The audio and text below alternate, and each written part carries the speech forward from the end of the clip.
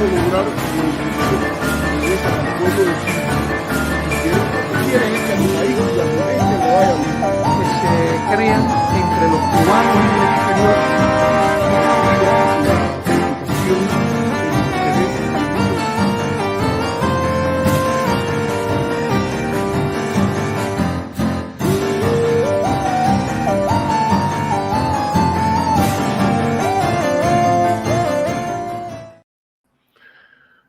Hola amigos, hola amigas, es un placer estar con ustedes y se me ha ocurrido hacer algo a partir de una invitación a una entrevista que me hizo el periodista cubano independiente Jorge Alfonso. Jorge es graduado de la Universidad de La Habana, de la Escuela de Periodismo, y después, teniendo una beca Chevening, fue a estudiar al Reino Unido, donde hizo una maestría en periodismo en la Universidad de la Ciudad de Londres. Actualmente Jorge reside en México, donde hace trabajo para varios medios. Es una especie, sería correcto decir, como una especie de freelancer o periodista independiente. Y yo le propuse a Jorge, mira Jorge, ¿me quieres hacer esta entrevista? ¿Por qué no la hacemos? La grabamos en el programa y la puedes usar para lo que tú quieres y también la puedo usar yo para hablar con nuestra audiencia. Entonces, Jorge, como habíamos quedado, tú vas a conducir la entrevista y a partir de ahora tú llevas la voz cantante en las preguntas, los temas que quieras atender, tratar, etcétera. Así que si se me olvidó decir algo en la presentación, yo soy de Santa Clara, no sé de dónde eres tú en Cuba. Si quieres tratar el tema, u otros temas, con gusto. Hola, bueno Arturo, muchas gracias por recibirme aquí en tu programa. Un saludo a toda tu audiencia. Y bueno, gracias también por acceder a la entrevista. Estaba interesada en hacer esta entrevista contigo porque me parece que tienes una visión bien amplia de la realidad cubana desde un punto de vista político, económico, y me parece que puedes aportar un análisis ahí bien profundo, bien a la altura del problema que me interesa y que queremos tratar en esta entrevista, que es el sistema de salud cubano y la crisis actual por la que está pasando. Entonces, para dar un poco de contexto, porque bueno, la mayoría de los que te ven probablemente son cubanos, pero quizás otros no. En los últimos años es cada vez más común leer en redes sociales llamados de ayuda, recaudaciones de fondos para pacientes cubanos que por el deterioro del sistema de salud no pueden, que ahora no vamos a hablar de las causas porque eso es parte de la entrevista, no pueden obtener el tratamiento que necesitan en Cuba, y muchos de estos pacientes terminan aplicando a visas humanitarias para ir a tratarse, a visas humanitarias en el mejor de los casos por vías legales, pero en otros casos pues emigran de maneras irregulares a países con libre visado, donde bueno, terminan pues cruzando fronteras y haciendo viajes extremadamente engorrosos para recibir tratamiento en otros países. Entonces, sobre esta situación, o sea, sobre la migración por razones de salud en Cuba y la crisis del sistema de salud cubano en general, quería preguntarte ¿cuán determinante crees que ha sido la crisis del sistema de salud en el masivo proceso migratorio de los últimos 4 años, 4 o 5 años, digamos, y si podría hablarse en Cuba hoy de una migración de salud? Mira, yo creo, primero que todo, Jorge, muchas gracias que hayas accedido a hacer esta entrevista de esa manera, porque así se beneficia tanto los medios que publiquen tu reporte como la audiencia que tenemos aquí. Yo tengo los datos de nuestra audiencia, hay mucha gente que conoce bastante de Cuba, casi un 60%, o sea, un poquitico más de un 60% de nuestra audiencia es de cubanos, fundamentalmente cubanos que viven en Estados Unidos, Cuba y en España. Estados Unidos y Cuba y España. Tenemos un número grande de personas también que lo ven en México, pero me refiero sobre todo a los datos a partir de las audiencias que veo cuando las distribuyo por origen. Pero yo creo que tú tienes razón en explorar este tema. Yo no te puedo dar un dato científico como es habitual y yo pongo el paradigma. El paradigma sería una visión científica sobre este tema porque habría que hacer encuestas en los migrantes y yo no tengo ese dato. Ahora, la emigración cubana, la de antes, la de ahora, es un evento de una causalidad compleja y esa causalidad incluye las condiciones de vida que están dadas en Cuba. Por mucho tiempo, por mucho tiempo, los estándares en Cuba de salud se acercaron a niveles del primer mundo. Me estoy refiriendo sobre todo antes del inicio del periodo especial o el periodo de crisis posterior a la caída de la Unión Soviética. Durante un tiempo después se mantuvieron números grandes, aunque en esto sí tenemos estadísticas. Por ejemplo, el número de cirugías que operaron en el sistema cubano, hay un dato en la American World Health Association que habla del impacto del bloqueo en el sistema de salud y que con datos del sistema de salud cubano ya registraban una caída de miles del número de cirugías que estaban ocurriendo a partir de el agudizamiento o las dificultades de una conexión económica con el sistema global en el exterior. Yo creo que independientemente de lo que uno piense de la causa, es evidente que si hay esa caída masiva de miles de cirugías, por ejemplo, hay que pensar que las personas que antes recibían esa cirugía, yo creo que la razón más evidente no podría ser que los doctores querían operar, sino que había enfermedades que estaban siendo atendidas con cirugía y que después no había capacidad de hacerlas por la situación de sostenibilidad del sistema de salud. Es obvio que ante circunstancias como esas, las personas busquen la manera de atender enfermedades que son curables, aun cuando son curables con el uso de mejor tecnología, el uso de medicamentos que no estarían disponibles por razón económica de que el gobierno cubano no las puede comprar, o por razón de que les son denegadas. Pero es lógico pensar que esas personas busquen emigrar para recibir atención médica, sabiendo una situación como tal. Y a nivel anecdótico hemos escuchado bastantes casos, por ejemplo, de personas que hacen un fundraiser, una recogida de fondos, que hacen un video y lo ponen en internet: mi esposo está enfermo de tal cosa, y aquí no están disponibles las medicinas. Hay que asumir que ante ese efecto push, en varios países puede haber el efecto pull de decir, ven para acá, que Jorge es un ejemplo, o que Arturo le diga a su familiar en Cuba, mira, yo me voy a sacrificar, vamos, si es una cuestión además que tu salud se te está deteriorando, puedas venir. O sea, yo no te puedo decir proporcionalmente hasta qué punto esto es un empuje de la migración, pero yo creo que sí, en alguna medida, quizás junto con otras razones, impulsan a muchos cubanos a decir, bueno, pero un momento, y si me enfermo, ¿aquí qué va a pasar? Yo tengo una historia, por ejemplo, en la cual muchas personas, hombres, por ejemplo, en mi familia, por el lado de mi padre ha durado bastante, pero por el lado de mi madre hay muchos hombres que han muerto relativamente pasados los 60. Y si yo estoy viviendo en un país, por ejemplo, como Cuba, y siento que yo no voy a tener la capacidad de recibir el tratamiento apropiado, esa es una razón que puede empujarme a emigrar. No sé si esto te responde a tu pregunta, si quieres me puedes precisar un poquitico más. Sí. Bueno, lo que quería preguntarte también era qué cuota de responsabilidad crees que tiene en esta crisis del sistema de salud, que igual no se puede ver separada de la crisis general que tiene el país, pero bueno, hablando concretamente del sistema de salud, ¿qué cuota de responsabilidad crees que tiene el gobierno cubano y el sistema de sanciones económicas de Estados Unidos hacia Cuba? Mira, yo creo que los dos factores están muy imbricados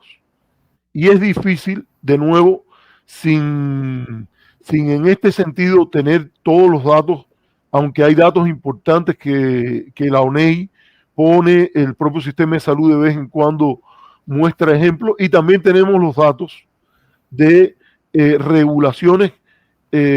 por parte de las sanciones que regulan lo que podríamos llamar el comercio en general con Cuba y el comercio, lo que sería el comercio humanitario, si hablamos de medicinas y alimentos que están bajo un régimen especial. Entonces, empecemos por lo primero. Yo creo que Cuba está en el medio de algo que varios grandes economistas, sociólogos, han caracterizado como una policrisis o una crisis multidimensional.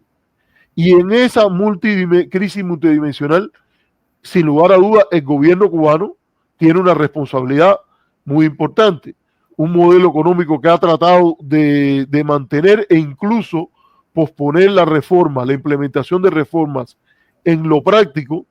incluso cuando hasta sus propios líderes, como Fidel Castro, dijo que el modelo ya no funciona ni para nosotros mismos, y cuando en el 6º Congreso del Partido Comunista, el propio Partido Comunista se lanzó a hacer un programa de lineamientos económicos y sociales que obviamente también tendrían implicaciones políticas. Lo último que podría, o lo último, la última contradicción que puede existir es que alguien se llame a sí mismo. No es mi caso. Yo no me llamo un académico marxista-leninista, pero yo sí creo que en la biblioteca de todo hombre culto debe haber un libro de Marx. Y en lo que dice Marx es que los cambios económicos y sociales conllevan aparejados cambios políticos. Entonces, el modelo o el proyecto de cambio del 6º Congreso del Partido enunció un programa de cambio que la última vez que chequearon cuántos se habían realizado, decía que se habían cumplido a plenitud 21 de los más de 600 lineamientos que se habían planteado. Por lo cual, hasta una vez lanzado el pistoletazo, el cambio empieza, el gobierno quiere implementar los cambios, el gobierno ha sido excesivamente gradual en su implementación y por su propia responsabilidad y también su agencia y también por su contexto, se han dado situaciones en las cuales hay equilibrios de reforma parcial que tienden a ser muy negativos en términos de corrupción, por ejemplo, porque permiten condiciones de arbitraje rentista, en términos de el efecto en la igualdad. Eso te digo que hay bastantes trabajos sobre eso, con la experiencia de transiciones en otros países, y que en Cuba simplemente se corrobora el costo de un excesivo gradualismo y de esos puntos de equilibrio parcial. Las mínimas mesetas mínimas mesetas de igualdad y de protección contra la pobreza son muy afectadas por esos equilibrios de reforma parcial, donde la inflación particularmente golpea a los sectores que gastan sus ingresos fundamentalmente en medios de consumo de primera necesidad, y porque en la alocación de su ingreso dedican más a sobrevivir. Y en ese pago es donde los medios no indexados, dígase en primer lugar el cash, ¿cómo se diría en español? Que ahora no me acuerdo cómo se dice, el efectivo, sí, es muy afectado por la inflación. Entonces, el gobierno cubano, sin lugar a dudas, tiene un efecto muy grande en el deterioro del nivel de vida del pueblo cubano y de sus condiciones de salud. Eso, yo creo que el que quiera asumir eso con un mínimo de responsabilidad, esto solo, con mucho sesgo ideológico, puede excluir la responsabilidad del gobierno cubano hoy y sobre todo también su responsabilidad histórica de no haber transformado el sistema de salud, que en determinados momentos, yo creo que no es mentira, y eso a veces se desconoce, pero en determinado momento construyó un sistema de salud ejemplo, si se puede decir, en las condiciones del mundo del sur, pero es su propia responsabilidad buscar su sostenibilidad. Ahora, eso se hizo bien, se hizo mal. Bueno, cualquiera que sean los méritos de Fidel y Raúl Castro, no está entre sus méritos el haber creado la sostenibilidad de una economía como la que el sistema de salud y la meseta de salud y educación que ha generado Cuba requiere. Punto ahí en relación al gobierno. Me preguntabas que cuál sería la responsabilidad de las políticas de sanciones. ¿Quieres que lleguemos directo a eso o tú quieres especificar algo más en lo del gobierno? Sí, con respecto a, vamos a verlo como esa ambivalencia, ¿no? Vamos a analizar cada lado si quieres y después en este lado como tú quieras lo hacemos. En este lado del gobierno cubano que estamos tratando, me gustaría que me comentaras un poco sobre, por ejemplo, las prioridades de inversión del gobierno cubano en los últimos años, que han estado apostando bastante fuerte a turismo, actividades inmobiliarias, en detrimento quizá de salud y seguridad social, y cómo eso, bueno, pues se está viendo indiscutiblemente el resultado. No sé qué piensas de eso. Yo creo que lo que estás diciendo es, sin lugar a duda, un tema que se nota en los presupuestos aprobados por la Asamblea Nacional, donde hay un problema que tiene que ver con áreas del presupuesto cubano que no están, por decirlo de alguna manera, muy claramente reflejadas. Hay problemas de opacidad del presupuesto cubano y de empresas, sobre todo de AESA, que generalmente no están incluidas en la alocación de la distribución del presupuesto. Pero vamos a tomar la distribución del presupuesto como referencia y hay que decir que de una manera intermitente el gasto en salud aumentó y bajó si nos ubicamos en lo que ha sido la gran crisis, que ya es más de la mitad del periodo revolucionario, y que durante mucho tiempo hubo un gran momento de una gran inversión en salud, nuevos hospitales, ampliación de varios hospitales, por ejemplo, en las principales ciudades, fundamentalmente en La Habana y Santiago de Cuba, y después de un punto de nadir sobre un punto máximo que se ubica a principios de los años 90, hay un momento que cae la participación del gasto en salud y después sube en el periodo de los primeros 2000 y tanto, y después hay una caída significativa. Si nos ponemos en los últimos años, en adición a lo que fue la crisis de COVID, sí hay en el último lustro, naturalmente, una especie de paralización de los gastos de inversión en salud, mientras hay una concentración grande de los gastos en turismo, en culminar o incluso empezar hoteles que se empezó a invertir a partir de la segunda mitad de los años 2010. O sea, estoy hablando de 2016, 2017, 2018. Yo creo que eso explica cierta situación con la infraestructura hospitalaria, la infraestructura de salud, y que es importante a tomar en cuenta. Dicho esto, te voy a decir lo que yo creo en relación a esto. A mí me parece que los dos espacios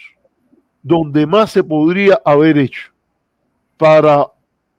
aportar a la mantención de la red hospitalaria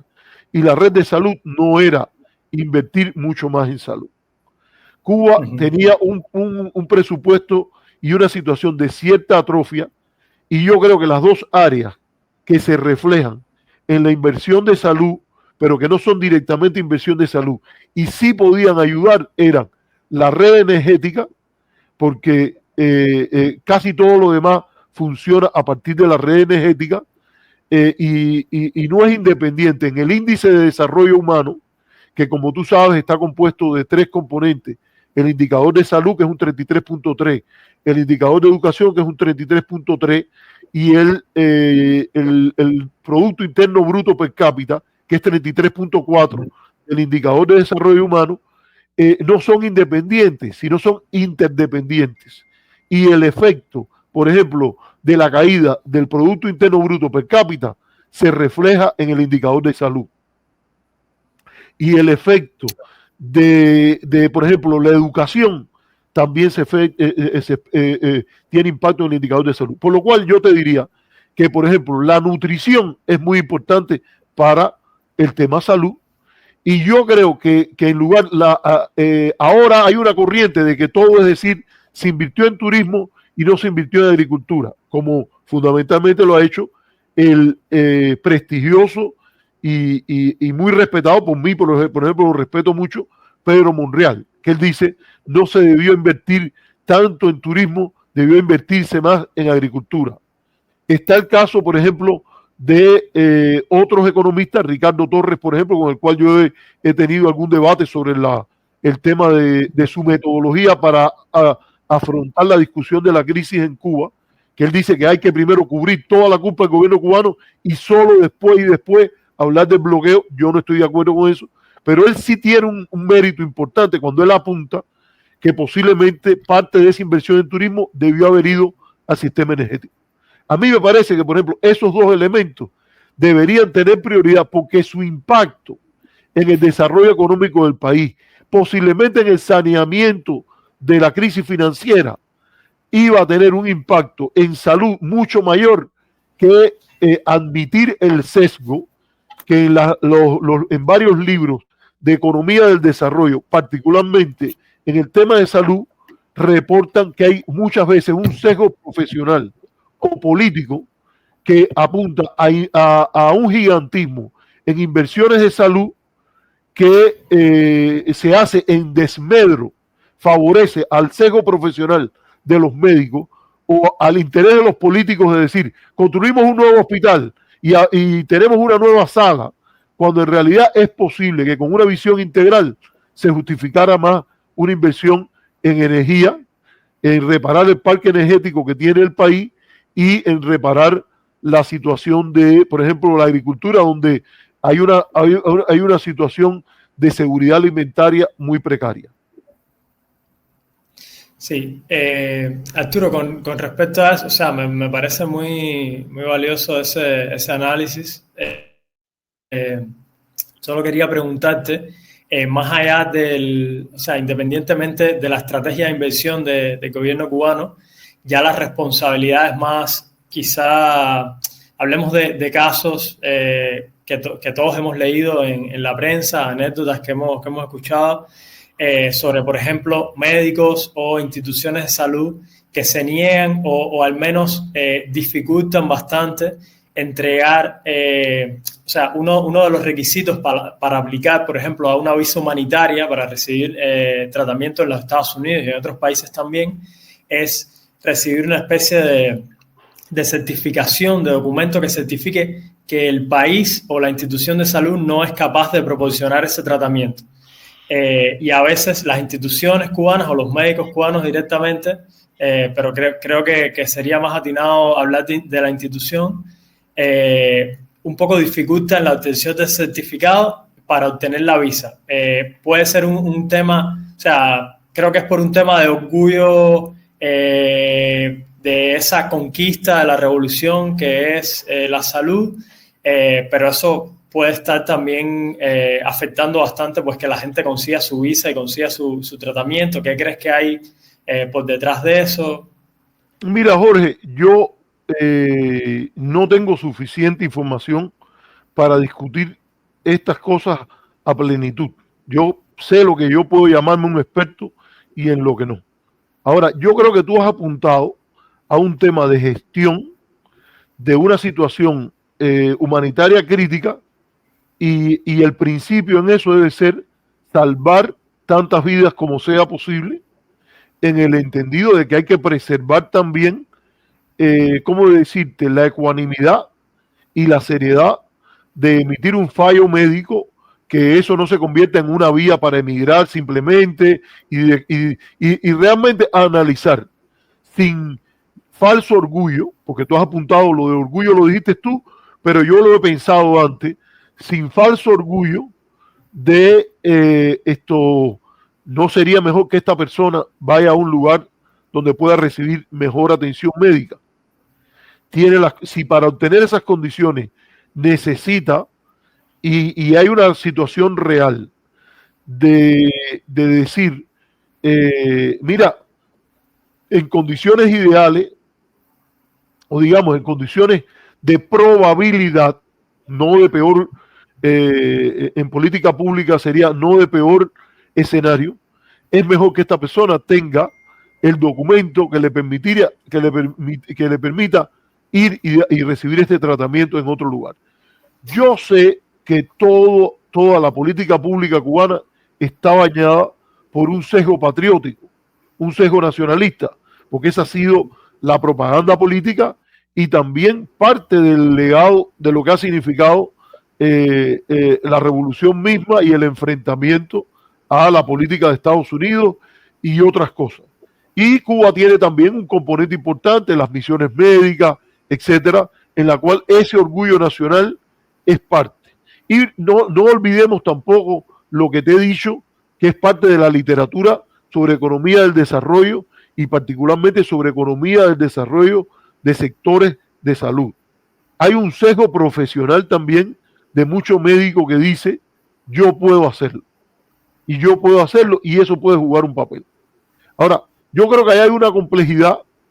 en la cual yo no dudo, por decirlo de alguna manera, y tengo que admitir que la prueba tiene que venir con evidencias, que yo vi el caso, por ejemplo, del niño de Mir, que no fui muy convencido de que los médicos cubanos estaban tratando de proteger algo ideológico. Ese no fue el caso, en mi impresión. Tampoco yo soy un experto en la situación del niño de Mir, pero sí he visto casos en los cuales me he enterado a nivel anecdótico de personas que te dicen que ellos tenían grandes dificultades. La sostenibilidad, por ejemplo, de una atención hospitalaria de largo plazo es difícil y que sí he visto otros casos en los cuales, por ejemplo, hay mucha suspicacia y escepticismo lógico en padres, en familiares, en hijos sobre la situación, por ejemplo, de la limpieza hospitalaria, las cuestiones tan delicadas en las cuales es lógico que la familia se plantee el peor escenario. Si no están, incluso si la capacidad de los médicos es notable, pero, por ejemplo, la limpieza de los colchones o la limpieza, la posibilidad de tener un ambiente libre de posible infección intrahospitalaria está presente, es lógico que un familiar quiera salirse de eso y decir, mira, vamos a ver si lo puedo pagar o lo puede pagar mi hijo que está en Miami o que está en España o que está en México, yo quiero hacerlo. Y en ese sentido yo creo que lo que importante es emitir un documento lo más real posible y que la función fundamental sea salvar una vida. Yo vengo de la religión judía y que dice, quien salva una vida, salva a toda la humanidad. No sé si todavía está allí, pero yo recuerdo haberla visto arriba del Calixto, había una frase de Che Guevara que decía algo así como, salvar una vida vale más que todo el oro del mundo. Y obviamente hay que tener ese principio ético de nunca hacer daño en una condición de administración de salud. Obviamente, para decirlo con alguna claridad, ni la máxima judía de siempre salvar la vida, la única manera es que tú puedes, incluso tú no puedes priorizar tu vida sobre la vida de los demás, exceptuando en 3 condiciones, pero no te voy a dar una conferencia de judaísmo aquí ahora, pero incluso con lo del Che, la realidad es que todo el oro del mundo no puede ser usado para salvar una sola vida. Siempre hay que administrar. Si tú tuvieras todo el oro del mundo y cuya única función fuera salvar vidas, si una vida te requiere todo el oro del mundo, no debes gastarla allí, porque tú sabes, como parte de un sistema de salud, que van a haber otras vidas en riesgo y debes tener la capacidad para atenderlas. Pero en principio, lo que tú me dices del elemento de manejo de esta cuestión, Yo creo que debía haber un principio allí, y no sé si hay un documento del MINSAP que lo establezca. Es, en principio, mejor que se erre o que haya sesgo a favor de decir, mira, si hay una condición mejor para atenderlo en otro lugar, el orgullo nacional, el orgullo profesional médico, eso debe ir a un segundo plano que salvar la vida de la persona que así lo necesite. Sí, que creo lo mismo. Creo que en esos casos se debe priorizar, o sea, tiene que haber un sesgo siempre a favor del paciente, de facilitar esa documentación y que pueda, pues bueno, realizar su trámite y buscar opciones en otros lugares si así lo desea. Porque también como parte de esta investigación, o sea, que estaba haciendo sobre el sistema de salud, he entrevistado a algunos doctores que han estado o están en posiciones de emitir esos documentos, y a pesar de que no hay ninguna ley que formalmente lo prohíba, muchos de ellos como que se sienten en una posición de inseguridad o de posibles represalias, etcétera, y lo que termina pasando es que o ponen inconvenientes o no firman el documento o se quitan la responsabilidad encima y dicen, mira, ve a la institución y pídelo allá, porque yo no voy a arriesgarme a firmar un documento para resolverte un problema que me puede crear uno a mí. Entonces, sí creo que es un problema ahí. Mira, complejo, yo no conozco, Jorge, no conozco si hay documentos del Ministerio de Salud que regulen eso. Ahí te confieso que yo solo sé que no sé. Y la segunda cosa es el paradigma. Yo creo que coincidimos ambos en lo que el paradigma debe ser. Y si no hay un documento, sería bueno que eso se establezca de esa manera. Mira, sí, los documentos que se emitan, y obviamente hay oportunidades de corrupción en todo esto, porque hay un potencial migratorio muy grande en el contexto cubano y hay la posibilidad de un mal uso de estas cuestiones. Por lo cual, no sé si habría un documento que regule eso. Sin lugar a duda, yo creo que sería positivo, aun cuando convenga que la persona, el médico directo, reciba una segunda firma, por ejemplo, del subdirector del hospital o del jefe del departamento en concreto. Eso yo creo que eso es algo que con buena voluntad y con las prioridades adecuadas, con los paradigmas adecuados, se pueden resolver. Y en la medida que el gobierno cubano o la administración del sistema de salud cubano se quede por debajo de esos paradigmas, hay una brecha en la cual se puede ganar y mejorar.